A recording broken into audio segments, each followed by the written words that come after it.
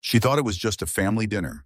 Her husband, her father-in-law, his mistress, all under one roof. But when that mistress called her worthless in front of everyone, no one expected what happened next. Because the man who had stayed silent for years finally stood up. And his reaction didn't just expose a betrayal, it changed three lives forever. Stay till the end to see how a single word spoken in cruelty became the spark that turned humiliation into redemption.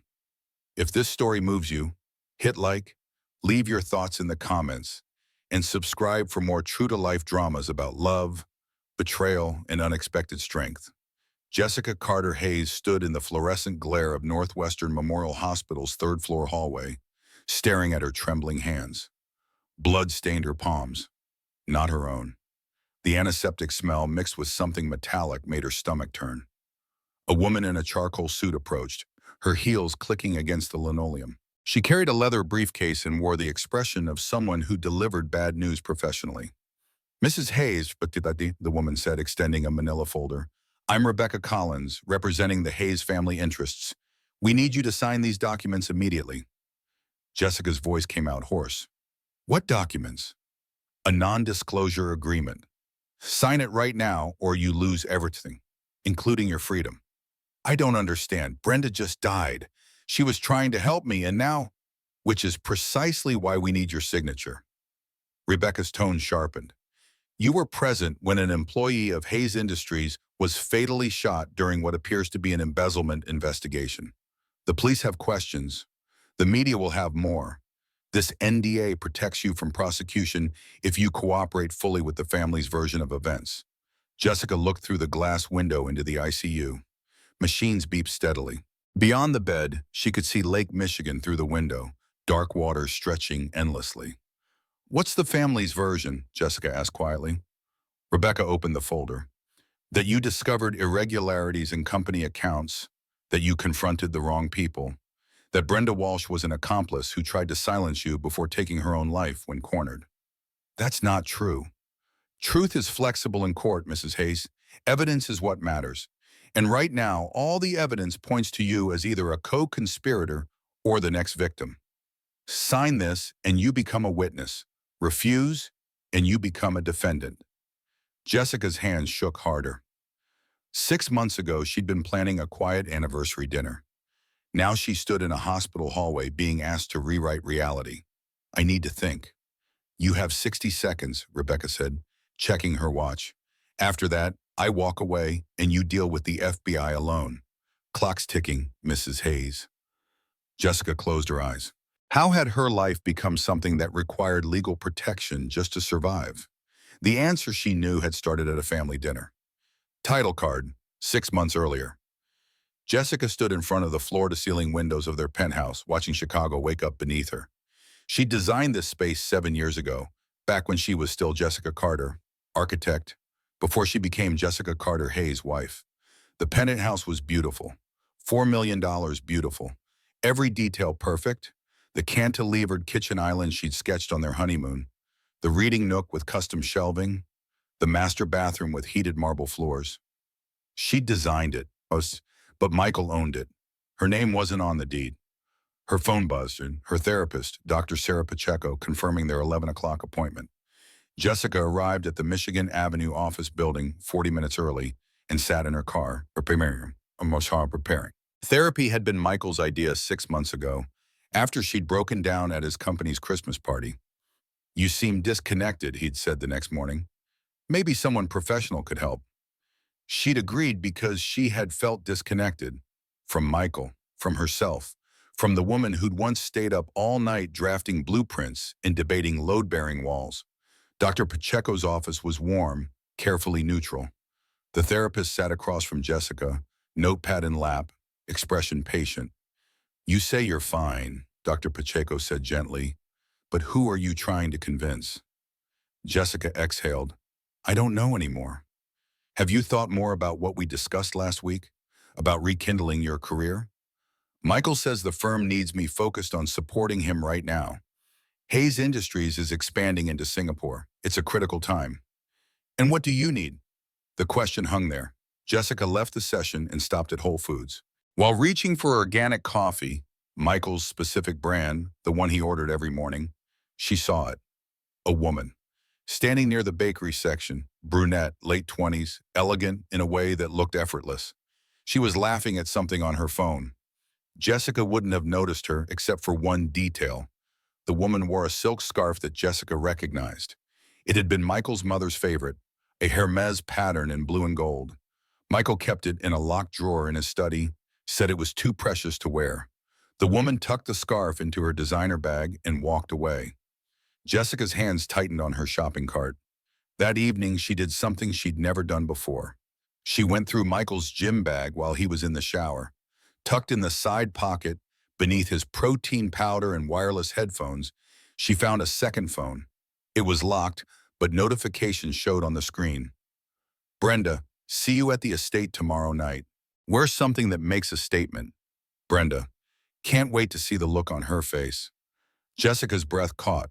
She took photos of the phone with her own, then carefully replaced it exactly where she'd found it.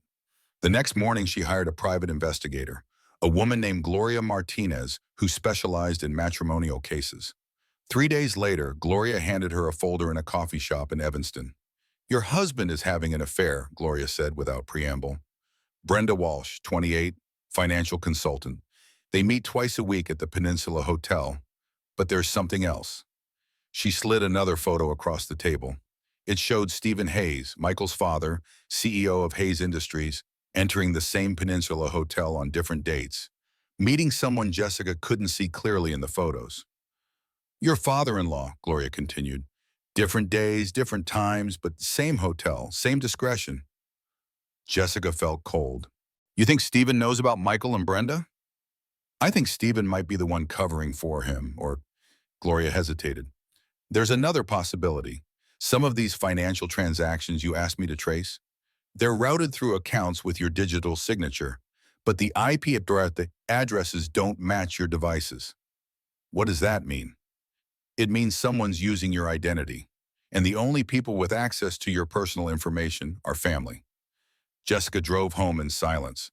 That night, Michael kissed her forehead and said he loved her. She said nothing. 2 days later, she took a pregnancy test. Positive. She sat on the bathroom floor, the test in her shaking hands, and tried to remember the last time Michael had touched her with anything resembling desire. 3 months? 4? She texted her best friend Lauren, I'm pregnant. Don't know if it changes anything. Lauren responded immediately, tell him tonight. Babies have a way of making people remember what matters. Jessica looked at her calendar. Tonight was Stephen Hayes' 67th birthday dinner at the family estate in Lake Forest. She would tell Michael after the dinner, privately. Maybe Lauren was right. Maybe a baby would change everything. She had no idea how right that would be. The Hayes estate sat on 3 acres of perfectly manicured lakefront property, the kind of old money that didn't need to announce itself. Jessica had always felt small here, like an actor on someone else's stage. She wore a simple black dress, elegant, appropriate, forgettable. Michael had barely looked at her during the 40-minute drive from Chicago. Remember, he'd said as they pulled up the circular driveway, Dad's been stressed about the Singapore expansion. Don't bring up anything that might upset him, as if Jessica ever brought up anything at these dinners. The main house glowed warm against the October evening. Stephen's large sister Margaret met them at the door.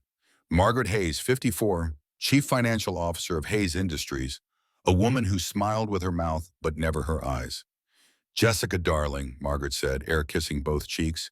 Don't you look lovely? Is that the dress from last year's benefit? It's comfortable, Jessica replied evenly. The dining room was set for 7. Stephen at the head, Michael to his right, Jessica beside Michael, Margaret across from them, and 2 board members whose names Jessica could never remember. Place settings gleamed. Limoges china, Baccarat crystal, Georgian silver. Stephen entered, tall and commanding even at 67. He'd built Hayes Industries from a small medical supply company into a healthcare conglomerate worth $800 million. People didn't argue with Stephen Hayes. Family, he said warmly, embracing Michael, nodding to Jessica, kissing Margaret's cheek. Thank you all for being here. They settled into their seats. Servers appeared with the first course. Then the doorbell rang. Stephen glanced at his watch. Ah, right on time. Jessica looked up as a woman entered the dining room. Brunette, late 20s, wearing a blue and gold Hermes scarf. Brenda. Everyone, Stephen announced, this is Brenda Walsh, our consultant for the Singapore expansion. I've invited her to join us tonight to discuss some final details. Brenda smiled graciously as an extra chair was brought in, placed directly across from Jessica. Their eyes met. Brenda's expression was pleasant, professional, and utterly cold. Dinner began. Conversation flowed around Jessica while she sat frozen. Margaret discussed quarterly projections. The board members debated market positioning.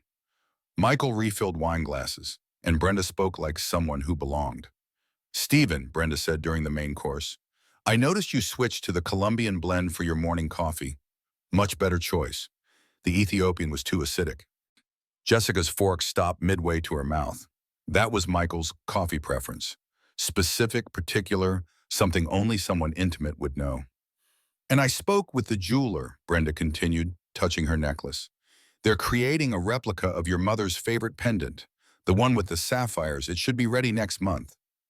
Michael's mother had died 3 years ago. Jessica had never seen any sapphire pendant, had never been told about one, but Brenda knew. Also, Brenda added, smiling at Michael, I took Thor to the groomer yesterday. He finally stopped trying to bite them. Thor, the family's German shepherd who lived at the estate. Michael visited him every weekend, said it reminded him of childhood. Jessica's hands began to tremble. Excuse me, Jessica said, her voice barely audible. Who exactly are you? The table went quiet. Brenda tilted her head, expression innocent. I'm sorry? You're not a consultant. Jessica's voice grew stronger. Consultants don't know coffee preferences and dog grooming schedules. So I'll ask again, who the hell are you? Michael's hand landed on her arm. Jessica, not now. She shook him off. How long has this been going on? Brenda leaned back in her chair, the innocent expression melting into something sharper. Does it matter? 2 years? 3? You stopped being relevant to Michael a long time ago, sweetheart. The words hit like a slap. You're just, Brenda's smile turned pitying, for appearances, something pretty to bring to charity galas. But worthless really in every way that counts. The room seemed to tilt. Jessica looked at Michael, waiting for him to defend her, to deny it, to do something. He looked down at his plate. Michael, Jessica whispered, tell me she's lying. He said nothing. Jessica pushed back from the table, her chair scraping loudly. Tears blurred her vision. She needed to leave, to get out, to breathe. Stephen's hand slammed down on the table with a crack that made everyone jump. Michael, by you! Stephen's voice was ice. Get out of my house! Michael's head snapped up. Dad? Now, and take her with you, and Stephen's gaze shifted to Brenda. You, tell Margaret the Singapore deal is dead. I don't do business with people who insult my family. Brenda's confidence faltered. Mr. Hayes, I don't understand. You understand perfectly. Stephen stood, his 6'2" frame suddenly intimidating. You thought you could come into my home, humiliate my daughter-in-law at my birthday dinner, and face no consequences? You're fired. Both of you leave.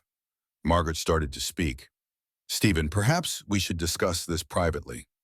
Not now, Margaret. The silence was absolute. Michael stood slowly, his face white. Dad, you don't understand the situation. I understand exactly. Stephen's jaw was tight. I understand my son is a coward who lets his mistress call his wife worthless in front of his family. I understand I raised you better than this, and I failed. Get out. Brenda grabbed her purse, her composure cracking. Michael followed her, not meeting anyone's eyes. The front door closed. 2 engines started. Gravel crunched under tires. Jessica stood frozen, tears streaming down her face. Stephen turned to the board members. Gentlemen, I apologize. We'll reschedule. Margaret, clear the room. Within minutes, the dining room was empty except for Stephen and Jessica. He pulled out the chair beside him. Sit, please. Jessica sat, feeling like she was in a dream. Stephen poured 2 glasses of bourbon from the bar cart, set one in front of her. I'm sorry you had to find out like that, he said quietly. I've suspected for months. I was gathering proof. He pulled a folder from the sideboard drawer, slid it across to her. Inside, Photographs of Michael and Brenda at hotels, restaurants, entering an apartment building in River North. Bank statements showing transfers to accounts Jessica didn't recognize. Hotel receipts spanning 2 years. I needed to be sure before I confronted him, Stephen continued. But there's more. Michael's been stealing from the company, small amounts at first, then larger.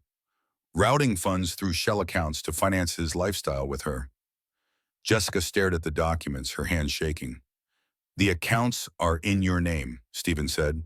Digital signatures match yours perfectly. Did you sign anything Michael asked you to without reading it? She thought back. Tax documents, property transfers. Trust me, just sign here, Michael would say, and she would, because he was her husband. Yes, she whispered. I trusted him. Stephen's expression softened. Then we have a problem. If this goes public, you'll be implicated. Federal embezzlement charges carry serious time. Oh, but I didn't know. I believe you, but belief isn't evidence. Stephen leaned forward. Jessica, I need your help. I can't move against my own son and sister without concrete proof. But you can. Sister? Margaret's involved?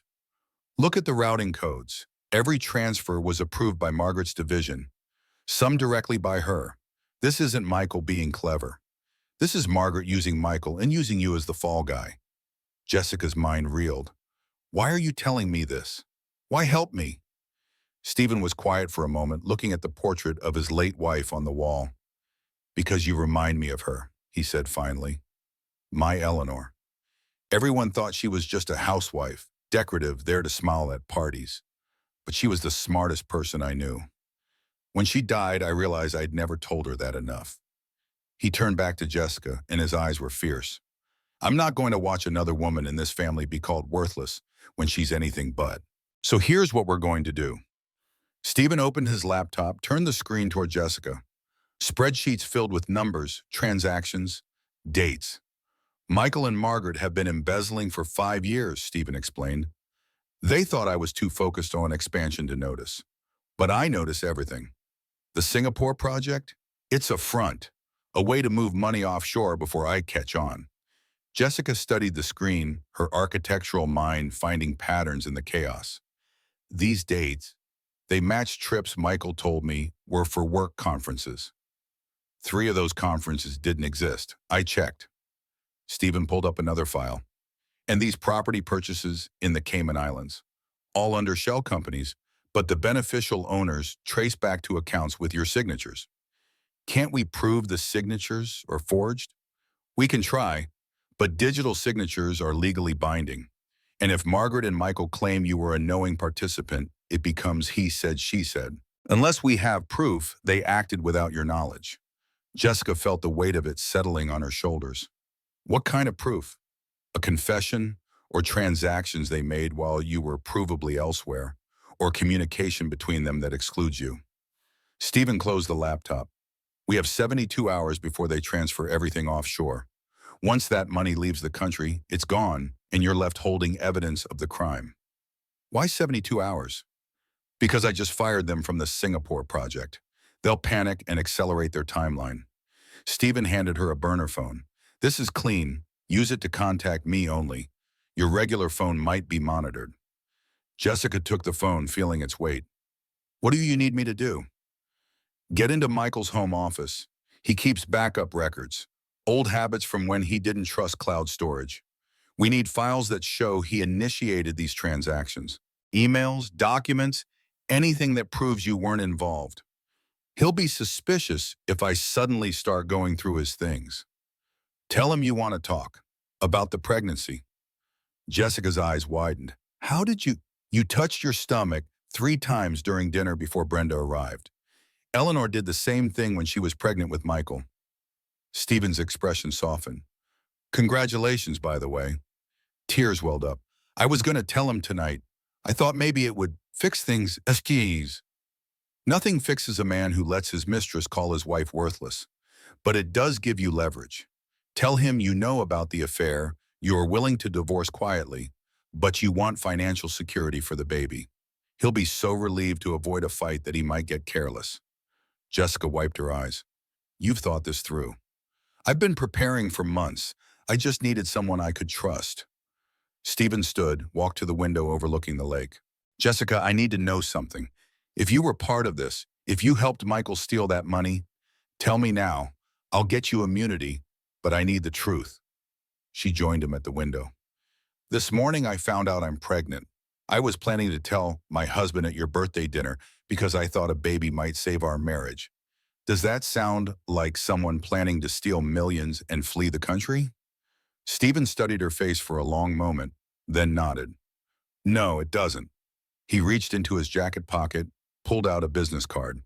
This is Rachel King, a criminal defense attorney. If anything goes wrong, call her immediately. Don't talk to police without her present. You think it'll come to that? I think Margaret is smarter and more ruthless than Michael. She's been planning this for years. She won't go down without a fight. Stephen's voice hardened. And she'll sacrifice anyone to protect herself, including you. Jessica pocketed the card. When do I start? Tonight, go home, act normal. Tomorrow, start gathering evidence. I'll work from my end, securing company records, freezing what accounts I can without alerting them. He paused. Jessica, this is going to get ugly. Are you prepared for that? She thought about the pregnancy test sitting in her bathroom, about 7 years of feeling invisible, about the word that kept echoing in her head, worthless. Yes, she said firmly. I'm ready. They walked to the front entrance. Stephen's hand on her shoulder was warm, solid. One more thing, he said. Whatever happens, remember, you are not worthless. You never were. They needed you to believe that so you wouldn't question them. But you're questioning now. That makes you dangerous. Jessica drove home through the dark roads of Lake Forest, the burner phone heavy in her purse. The penthouse was empty when she arrived. Michael's car wasn't in the garage. She went to his study, the locked room he claimed was for business privacy. She'd never pushed, never questioned. The lock took her 15 minutes to pick with a hairpin and YouTube tutorial. Her hands shook, but she managed it. Inside, she found file cabinets, a safe, stacks of documents. She photographed everything she could, working methodically the way she used to document construction sites. Bank statements, emails printed and filed by date, transaction records, and then, in the bottom drawer, a burner phone identical to the one Stephen had given her. She powered it on. Text messages filled the screen. Margaret, transfer complete. 3.2 million moved to KY account. Michael, what about the Singapore setup? Margaret, Stephen's getting suspicious. We need to accelerate. Michael, and Jessica? Margaret, she's the perfect patsy, trusting, isolated, and her signatures are already on everything. When this blows up, she takes the fall. Jessica's hands trembled as she photographed every message. She was carefully replacing the phone when she heard it. The front door opening. Footsteps. Michael was home. Jessica slipped the file drawer closed silently, pocketed her phone, and tried to slow her racing heart. She heard Michael's footsteps moving through the penthouse, toward the kitchen, not the study. She had maybe 30 seconds. She relocked the study door, testing it twice to ensure it engaged properly, then walked calmly toward the master bedroom, passing the kitchen entrance as if she'd just been heading to bed. Michael stood at the counter, tie loosened, pouring whiskey. You're still up, he said without looking at her. Couldn't sleep. Jessica kept her voice neutral. We need to talk. Not tonight. Michael, I'm pregnant. The whiskey bottle stopped mid-pour. He set it down carefully, turned to face her. You're what? 10 weeks. I found out this morning. She touched her stomach, the gesture now deliberate. I was going to tell you at dinner before. She let the sentence trail off. Michael's expression was unreadable. Are you sure? 3 tests, doctor's appointment scheduled for next week. Jessica moved closer, but not too close. I know about Brenda. I've known for a while. I was hoping we could work through it, but after tonight, Jessica, it's complicated. It's really not. She kept her voice steady. You're having an affair.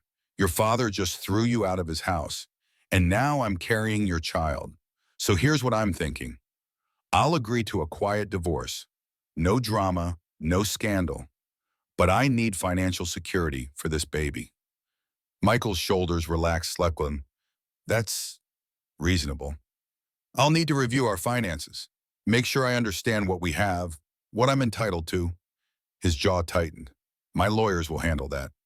I designed this penthouse, Michael. I'm not an idiot about money. I just want to see the accounts, understand what's in my name versus yours. Fair, right? She could see him calculating, weighing risks. Fine, he said finally. Tomorrow, I'll pull everything together. Tonight, Jessica pressed, I want to look at the files in your study just to get a sense of things. His expression shuddered. Those are business files. Company confidential. Then the business files. I don't care about Hayes Industries. Just our personal accounts. Jessica, it's late. We're both exhausted. Let's deal with this tomorrow with clear heads. She nodded, playing the compliant wife one more time. Okay, tomorrow. She went to the bedroom, listened to Michael make a phone call in the kitchen, his voice too low to make out words. Then his footsteps moved toward the study. The lock clicked open. Jessica lay in bed, phone hidden under her pillow, and waited. At 2 in the morning, Michael finally came to bed, smelling of whiskey and stress. He didn't touch her. She waited until his breathing deepened, then slipped out of bed and went to the guest room, locking the door. She texted Stephen from the burner phone. Got photos of texts between Em and Margaret. They're planning to pin everything on me. Moving fast. His reply came immediately. Good work. Stay safe. Don't go back to the penthouse alone tomorrow. Jessica finally slept, the phone clutched in her hand. She woke to her regular phone buzzing. Lauren calling. Hey, Jessica answered groggily. Thank God you answered. Are you okay? Michael called me at midnight asking if you'd told me about the affair. He sounded paranoid. Jessica sat up. What did you tell him? That I didn't know what he was talking about and to leave me alone. Jess, what's going on? I can't explain right now, but if Michael contacts you again, tell me immediately. Don't engage with him. You're scaring me. I'm scared too. I'll call you later, I promise. Jessica ended the call and checked the time. 8:30 a.m. She'd slept through her alarm. The penthouse was silent. She found a note on the kitchen counter in Michael's handwriting. Meeting with lawyers all day. We'll talk tonight. Jessica breathed easier. She had hours. She called Stephen. Michael's gone for the day.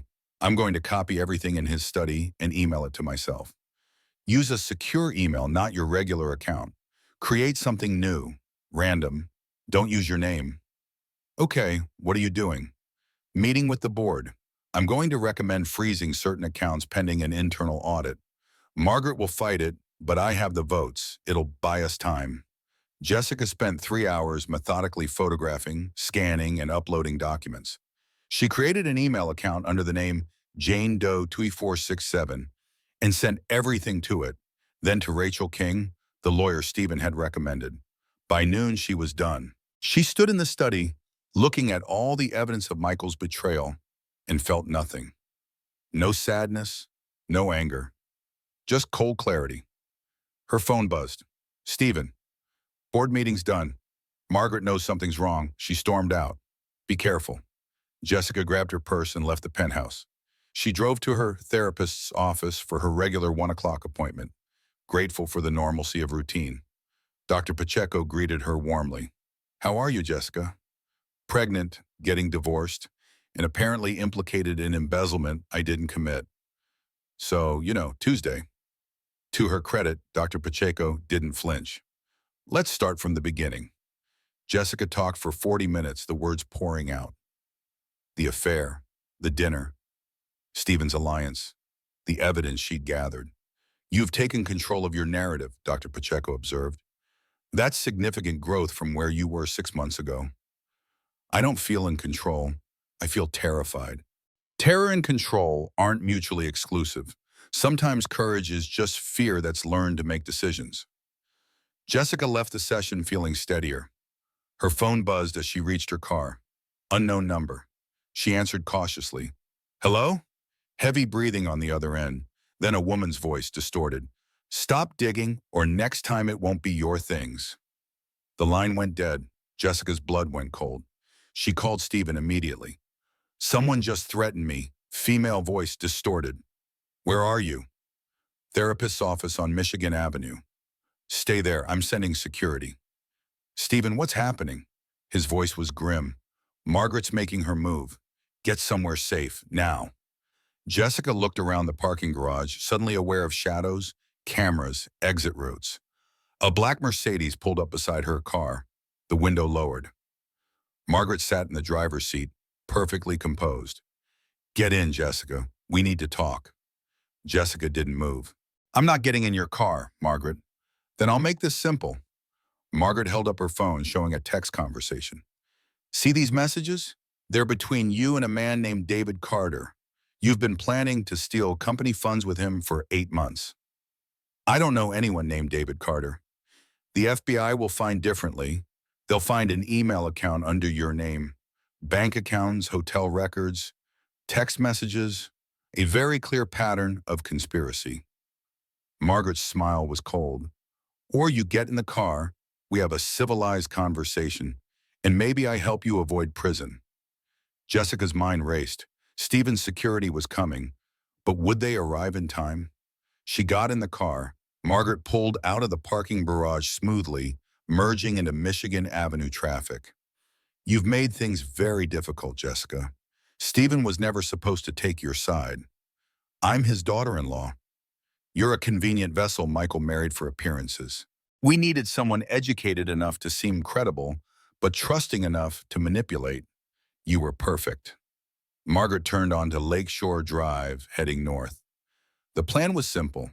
Michael courts you, marries you, gets you to sign things. In 3 years, we file for divorce, blame you for financial improprieties, and you walk away with a settlement to stay quiet. Clean, easy. But Michael fell in love with Brenda. Michael's an idiot. Brenda was supposed to be a distraction, someone to keep him occupied while we moved money. Instead, he got attached, started making promises, became sloppy. Jessica watched the lake pass by her window. So you moved up your timeline. Stephen's getting old. Soon he'll want to retire, hand over the company. I can't have loose ends when that happens. Margaret glanced at her. You were always a loose end, Jessica. I just needed to tie you off properly. By framing me for embezzlement, by giving you a choice. Sign a confession admitting you were coerced by Michael to sign documents you didn't understand. Testify against him. In exchange, you get immunity and $5 million. Jessica's pulse quickened. You're offering to pay me to betray Michael? I'm offering to pay you to save yourself. Michael's going down either way. Stephen's too angry to protect him now. The only question is whether you go down with him. The car turned off Lakeshore Drive, heading toward the industrial areas near the river. Where are you taking me? Somewhere private. My lawyers are waiting. You sign the paperwork. We all move forward. Jessica's phone buzzed in her pocket. She didn't dare check it. What if I refuse? Margaret's expression hardened. Then the FBI gets an anonymous tip about accounts under your name.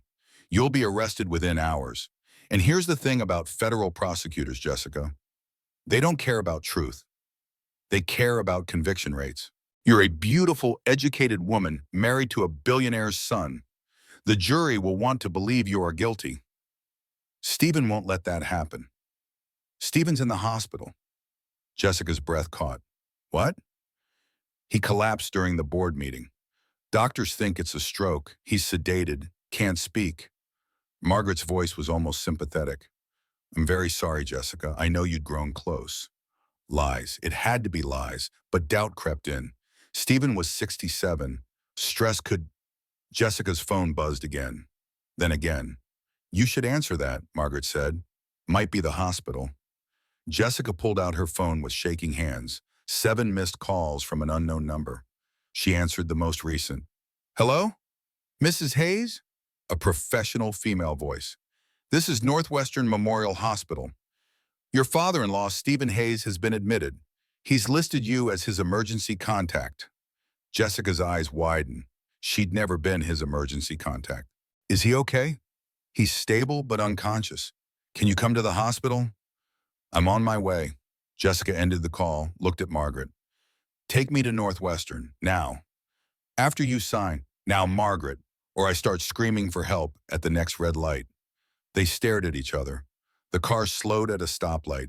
Jessica's hand moved to the door handle. Margaret turned the car around. 20 minutes later, they pulled up to Northwestern Memorial's emergency entrance. Jessica jumped out before the car fully stopped. She ran inside, found the ICU, showed her ID. The nurse looked confused. "I'm sorry, Mrs. Hayes, but we didn't call you. Mr. Hayes isn't a patient here." Jessica's blood turned to ice. She spun around. The black Mercedes was gone. Her phone rang, Stephen's number. "Jessica, where are you?" His voice was strong, healthy. "Northwestern Memorial. Margaret told me you had a stroke." "I'm fine. Where's Margaret?" "She just drove away." "Stephen, she tried to get me to sign a confession. She said, 'Get out of there. Right now. Don't go home. Don't go anywhere Margaret would know about.'" "Where do I go?" "Lauren's apartment. I'll meet you there." Jessica flagged a cab, gave Lauren's address on the north side. She texted Lauren, "Coming to your place. Emergency. Don't ask questions yet." Lauren's replied, "Doors unlocked. Wine's ready." The cab dropped her off 30 minutes later. Jessica practically ran up the 3 flights of stairs. Lauren opened the door before she could knock. "Jess, what?" Jessica collapsed into her arms and started crying. They sat on Lauren's worn couch while Jessica explained everything. The affair, the dinner, Stephen's alliance, Margaret's threats. "That family is insane," Lauren said. "You need to go to the police." "With what proof?" "Everything points to me." Margaret's made sure of that. A knock at the door. Both women froze. "It's Stephen," a voice called. Lauren checked the peephole, then opened the door. Stephen entered, looking exhausted. Behind him was a woman Jessica didn't recognize. Brunette, elegant, familiar somehow. "Jessica," Stephen said, "there's someone you need to meet." The woman stepped forward. It was Brenda. Jessica stood abruptly, her chair scraping against Lauren's hardwood floor. "Get her out of here." "Jessica, wait," Stephen said, hands raised. "It's not what you think. She called me worthless in front of your entire family." Brenda's expression was pained. "I know, and I'm sorry, but I had to sell it. They couldn't know who I really am." "Which is what, exactly?" Brenda pulled out a badge. "FBI Special Agent Brenda Walsh, White Collar Division." Jessica stared at the badge, then at Stephen. "I don't understand." "Sit," Stephen said gently. "This is going to take a minute." They sat. Lauren hovered protectively near Jessica. Brenda spoke first, her voice different now, professional, measured. "2 years ago, Medicare fraud investigators flagged Hayes Industries for unusual billing patterns. They brought in the FBI. I was assigned to go undercover and determine the scope of the fraud." "Medicare fraud?" Jessica's head spun. Stephen nodded grimly. "Margaret's been inflating costs on medical supply contracts, billing Medicare for products never delivered, routing the excess funds through shell companies. Over 5 years, she stole $47 million. But the Singapore expansion, a smokescreen," Brenda explained. "Margaret needed to move money out of the country before auditors caught on. She brought Michael in, convinced him he was being clever, but really he was just her puppet. And me? You were the scapegoat," Brenda said quietly. "Margaret forged your digital signatures on hundreds of documents. When the fraud was discovered, you'd take the fall as the architect's wife who got greedy. Michael would play the betrayed husband. Margaret would emerge as the loyal CFO who helped uncover the crime." Jessica felt sick. "But the affair, Michael and you, was real, unfortunately. That wasn't part of my cover." Brenda looked genuinely uncomfortable. "Michael approached me at a company event. He was clearly unhappy in his marriage, looking for attention. I should have shut it down immediately, but my handler thought it could help me get closer to his communications with Margaret." "So you slept with my husband for the investigation?" "No," Brenda's voice was firm. "I never slept with Michael. We met publicly, I listened to him complain, and I gathered intelligence. The hotel rooms? We'd sit in the lobby bar. He told everyone we went upstairs to maintain his ego. I let him believe I was impressed by his money." Stephen interjected. "6 months ago, Brenda came to me privately, showed me what she'd found. We've been working together to build a case." "Then why the performance at the dinner?" Jessica demanded. "Why humiliate me?" "Because I needed Margaret to believe we were on the same side," Brenda said. "She'd been testing me, seeing if I was ruthless enough to help her frame you. When I called you worthless, It was the final proof she needed. After that dinner, she brought me into her inner circle, showed me everything, including how she planned to kill me. The room went silent. What? Stephen's voice was sharp. Jessica pulled out her phone, showed them the threatening text from earlier. Unknown number. Female voice. Brenda examined it, her expression darkening. That's not Margaret's phone, but I can trace this. There's more, Jessica said. Margaret admitted she's been setting me up. Fake email accounts, bank records, text messages with someone named David Carter. David Carter is one of Margaret's accountants. He's already cooperating with us. Brenda made notes on her phone. What exactly did Margaret say? Jessica recounted the car ride, Margaret's threats, the fake hospital call. She's panicking, Stephen said. The board meeting this morning went badly for her. I froze accounts she needed to access. She's trying to tie up loose ends. I'm not a loose end, Jessica said. I'm a person, which is why we need to finish this now. Brenda looked at Stephen. We have enough for an arrest warrant. Margaret, Michael, and 3 others. But we need Jessica's testimony to make it stick. What kind of testimony? We need you to wear a wire. Get Margaret to confess to the frame-up on tape. Jessica laughed, a slightly hysterical sound. You want me to meet with the woman who just tried to trap me into signing a false confession? Who might want me dead? I'll be right there, Brenda assured her. Hidden, armed, with backup. The second you're in danger, we move in. And if something goes wrong? Brenda met her eyes. I won't let that happen. I owe you that much. Jessica looked at Stephen. You think this will work? I think Margaret is smart enough to realize she's been caught unless she eliminates you as a witness. If you approach her, claim you want to make a deal, she'll see it as a chance to control you. And she won't be able to resist gloating. Villains really do that? Confess while gloating? When they think they've won, every time. Lauren grabbed Jessica's hand. You don't have to do this. You could just disappear. I have family in Colorado. We could leave tonight. Jessica thought about the pregnancy test, about 7 years of being called just a wife, about the word worthless echoing in her head. No, she said firmly. I'm done running. I'm done being the victim in someone else's story. She looked at Brenda. What do I need to do? They spent 3 hours preparing Jessica at a safe house the FBI maintained in Wrigleyville. Brenda walked her through the technical setup, a tiny microphone clipped inside her bra, a panic button disguised as a bracelet charm. Press it twice quickly if you're in immediate danger, Brenda instructed. We'll be in a van half a block away. Response time, under 30 seconds. Jessica's hand shook as Brenda adjusted the wire. What if she searches me? She won't. You're not a threat in her mind. You're a desperate woman looking for a way out. That's your power right now. She underestimates you. Stephen knocked and entered.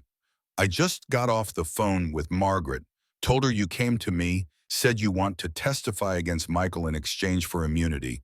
She asked if I believed you. What did you say? That you seemed sincere but naive, that I wasn't sure if I could trust you given your signatures on the documents. Stephen's expression was apologetic. She needs to believe we're not allied. Will she meet with Jessica? Brenda asked. Tonight, 8 o'clock. Her office at Hayes Industries. Jessica checked her watch. 4:30, 3.5 hours. I should call Michael, she said. If I disappear without explanation, he might warn Margaret. Brenda handed her a clean phone. Use this. Keep it short. Stick to the script.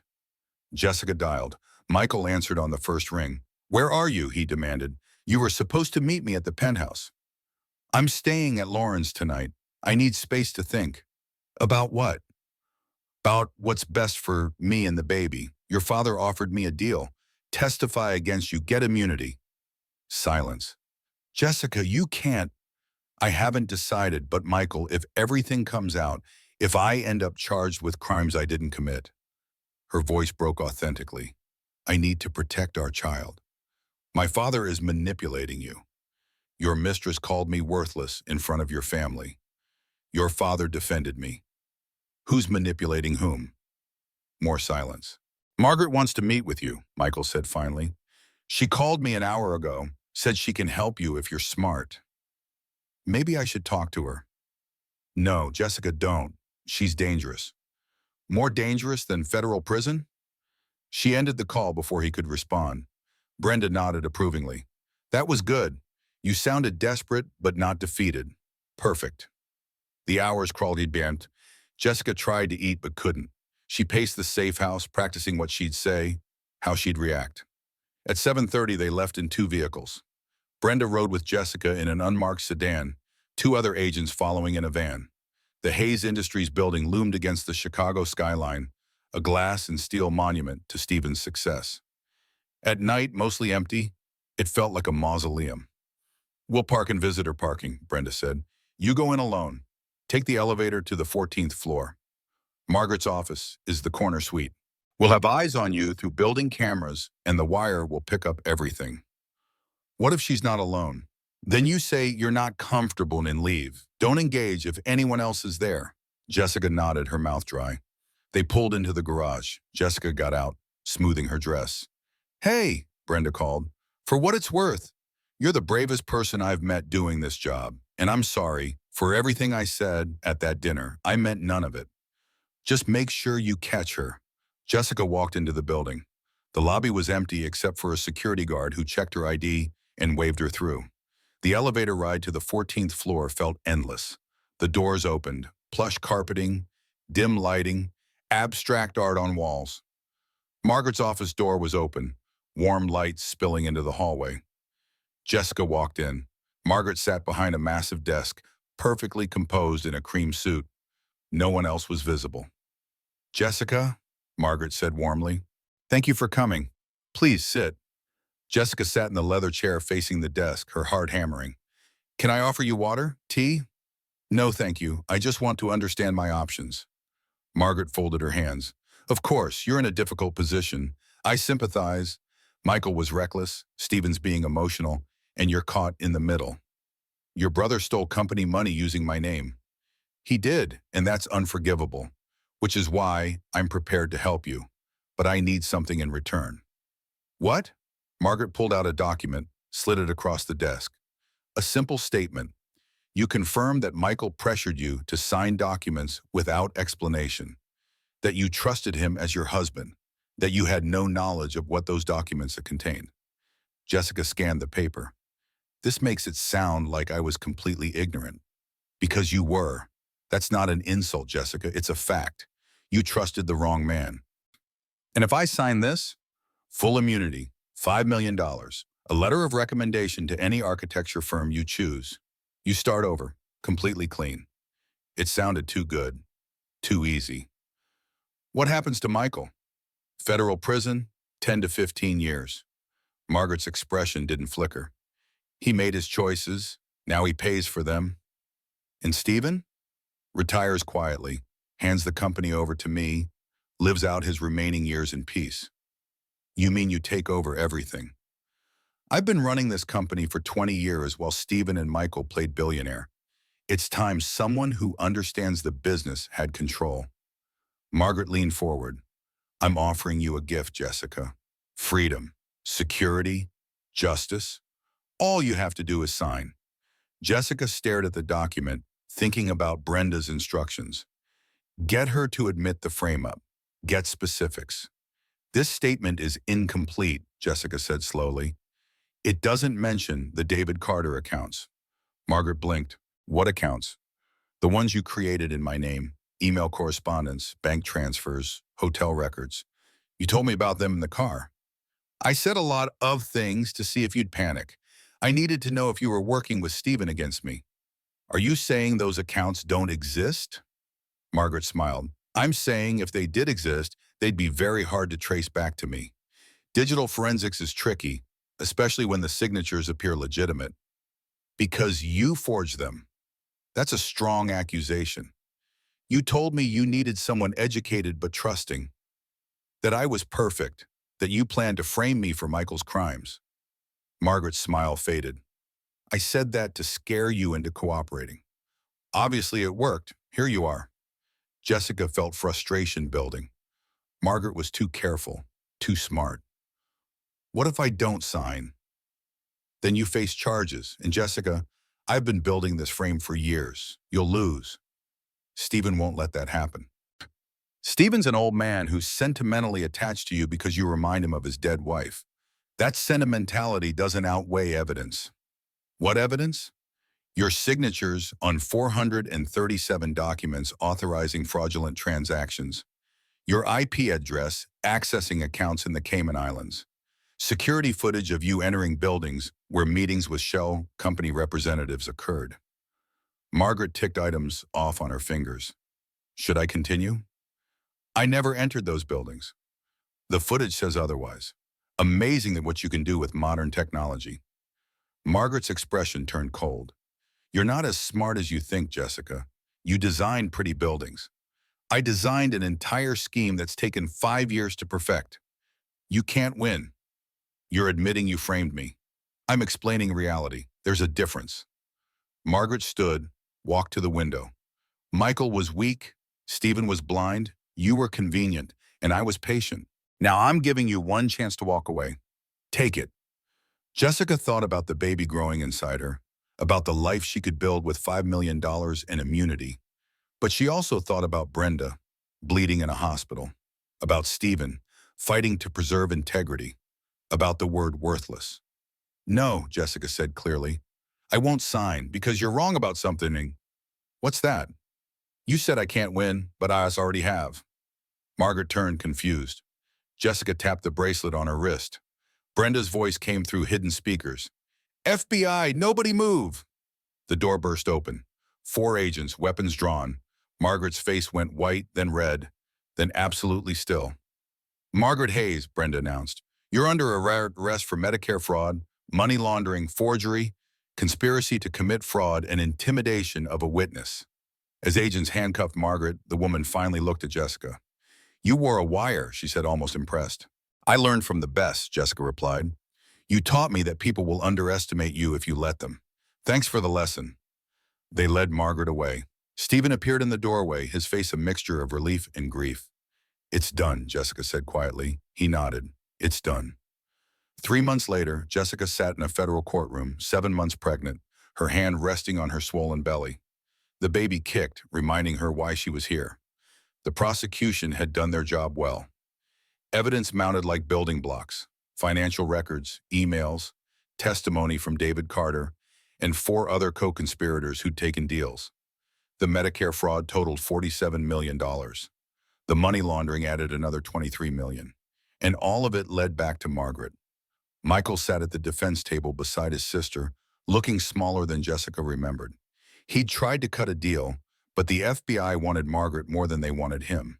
His testimony had been devastating, admitting he'd helped create shell companies, signed false documents, recruited Jessica specifically because she was trusting and wouldn't ask questions. On the witness stand, he'd looked at Jessica only once. I'm sorry, he'd said, voice breaking. I loved you. I just loved money more. Now it was Jessica's turn to testify. She took the stand, placed her hand on the Bible, and swore to tell the truth. The prosecutor, a sharp woman named Andrea Solis, walked her through everything. The marriage, the isolation, the signatures, the discovery. Mrs. Hayes, Andrea said, Margaret's defense claims you were a willing participant who's now trying to avoid consequences. How do you respond? Jessica took a breath. 7 years ago, I was a successful architect. I had my own firm, my own clients, my own life. I gave that up to support my husband's career. Not because he demanded it, but because I believed in partnership, in sacrifice, in love. Her voice grew stronger. Margaret Hayes counted on that. She counted on me being too trusting to question, too isolated to have allies, too afraid to fight back. She was right for a long time. But she made one mistake. What was that? She assumed being called worthless would destroy me. Instead, it woke me up. The courtroom was silent. Andrea showed the jury the wire recording. Margaret's voice filled the room, cold and calculating. You're not as smart as you think, Jessica. I designed an entire scheme that's taken 5 years to perfect. You can't win. Michael was weak. Stephen was blind. You were convenient. And I was patient. The jury's faces showed everything. Cross-examination was brutal. Margaret's lawyer tried to paint Jessica as a bitter ex-wife seeking revenge, But every question led back to the evidence: the forged signatures, the shell companies, the Medicare fraud. On the third day, Stephen testified. He looked older, thinner, but his voice was steady. "My sister Margaret is brilliant," he said.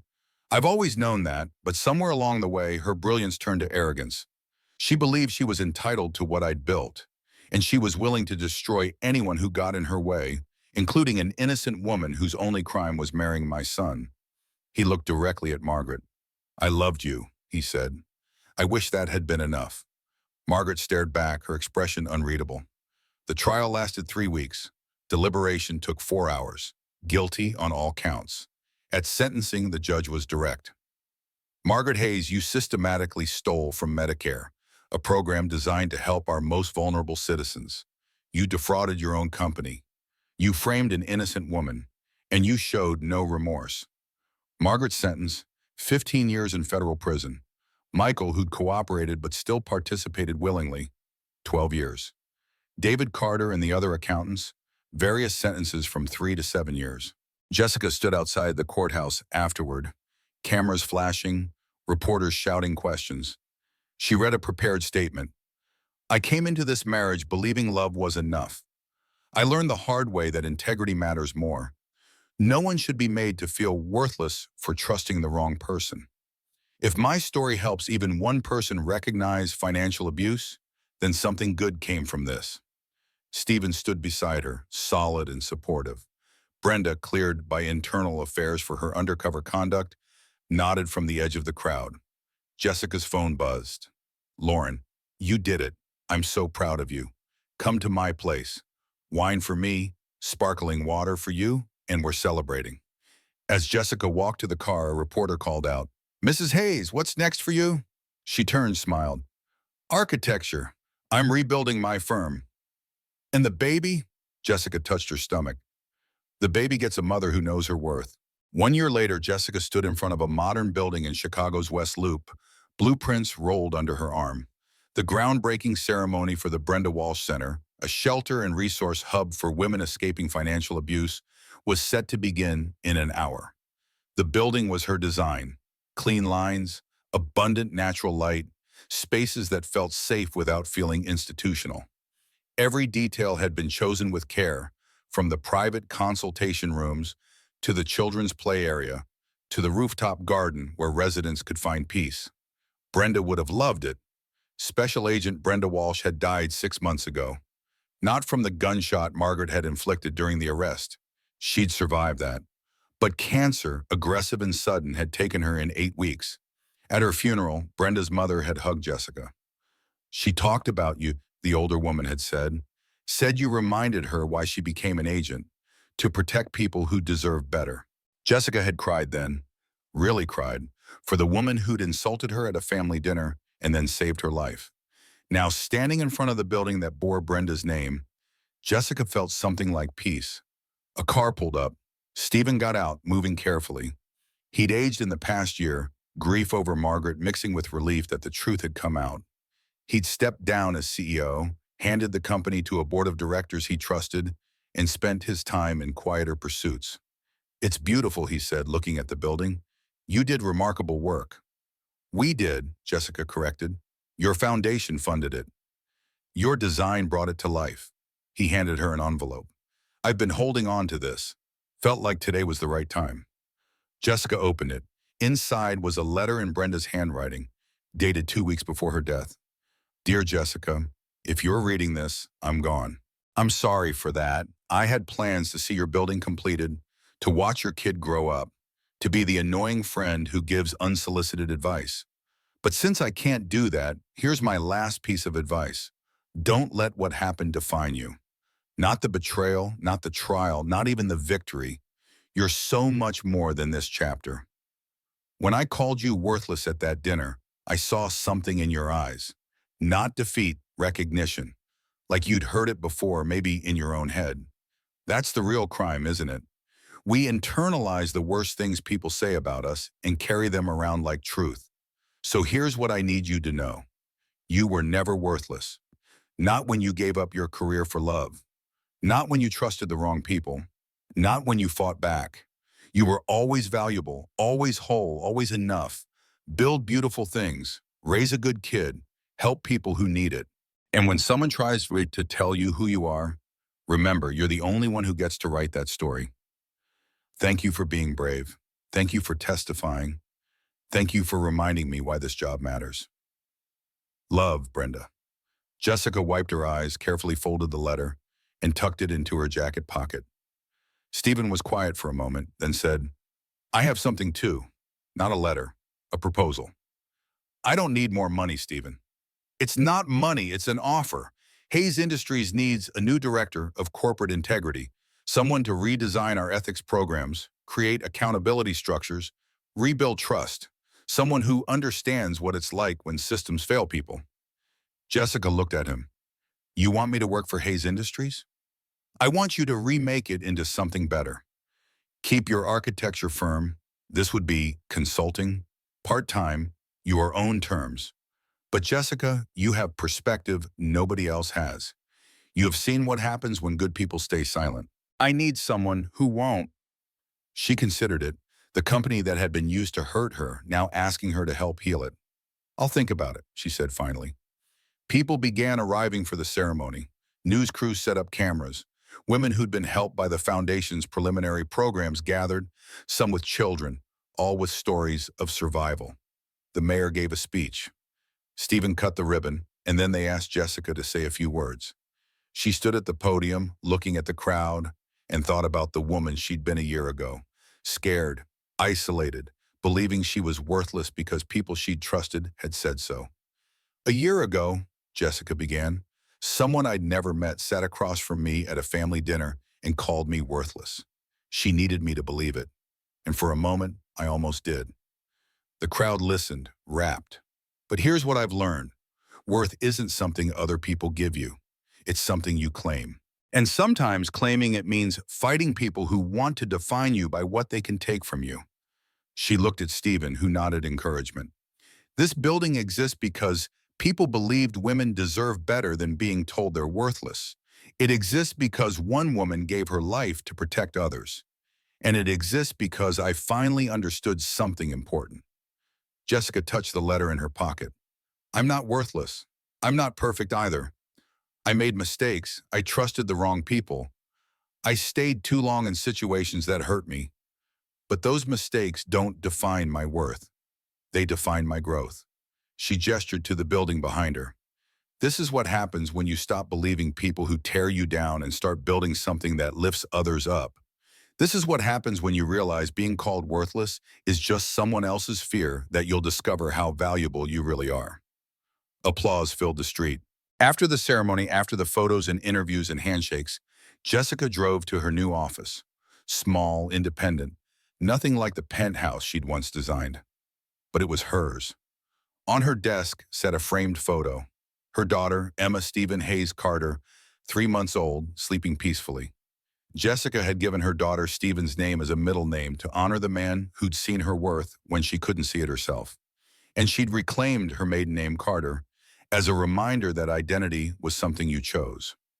Her phone rang. Rachel King, the lawyer who'd guided her through the trial. Jessica, I'm calling about the wrongful conviction advocacy project we discussed. We've secured funding to help 3 women overturn fraud convictions. Would you be willing to consult? Share your story.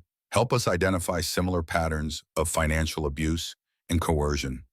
Yes, Jessica said without hesitation. Absolutely yes, because that's what survivors did. They turned pain into purpose. That evening, Jessica sat at her drafting table, Emma sleeping in a bassinet nearby, and sketched. Not a building this time, a memorial. She decided to donate the $5 million trust that the government had returned from recovered funds, money that had been stolen using her name, now returned to her legally. She'd split it between cancer research in Brenda's name and wrongful conviction advocacy in her mother's name.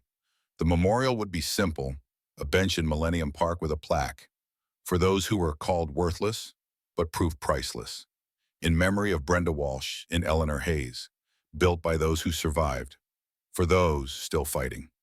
Jessica looked at her daughter, touched her soft hair, and whispered, "You'll grow up knowing your worth. I promise you that." Her phone buzzed one last time. Stephen, thank you for everything, for fighting, for forgiving, for being exactly who you are. Shh.